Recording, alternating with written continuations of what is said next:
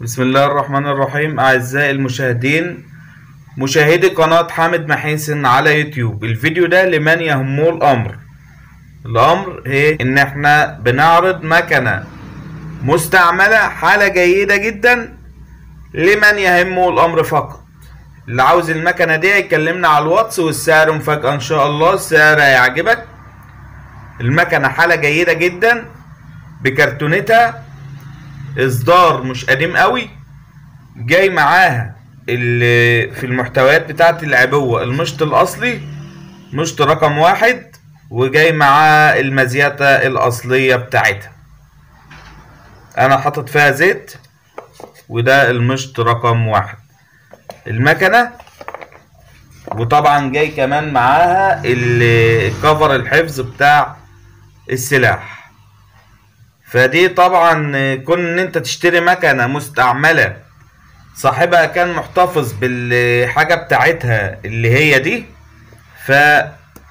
هتكون ان شاء الله بالنسبة لك مكنة جيدة جدا بإذن الله. ده المحتويات اللي جاية معاها. المكنة شغالة تمام تمام تمام، شغالة بمنتهى الكفاءة. الكابل بتاعها والسلك بتاعها بحالته، بحالة المصنع.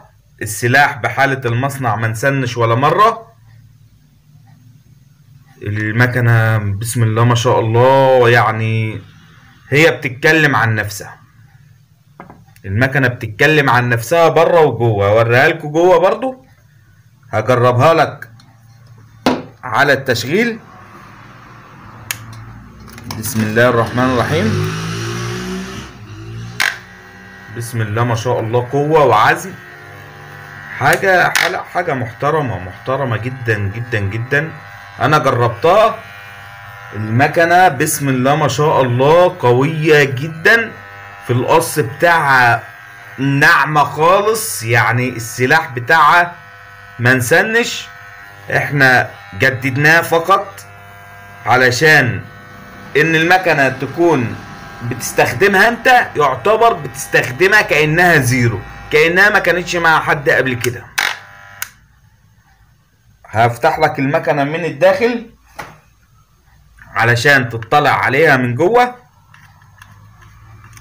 ورقم الواتس هسيبه لك اسفل الفيديو،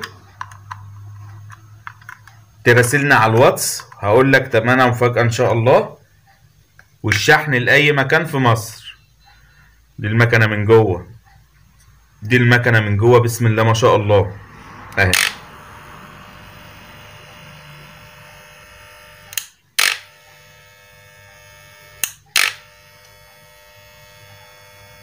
انت بتشتري مكنة اي نعم مستعملة، ولكن بحالة جيدة جدا، بحالة الجديدة دي.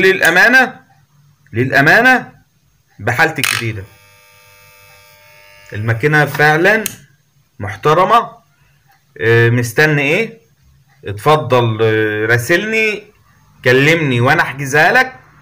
في متاح مكان تاني، دي المعروضة في الفيديو، هتكلمني ان شاء الله يكون رقمها 12. رقم المكنة 12. لو كلمتني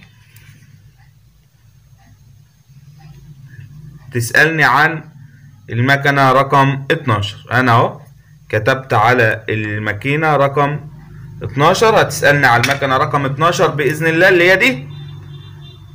تراسلنا على الواتس. عنوان الروضة، مركز فرسكور، محافظة دمياط. يوجد شحن للمحافظات.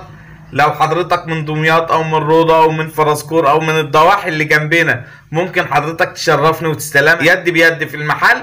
لو حضرتك من بره المحافظة، تحت امرك ابعتها لك شحن. سلام عليكم.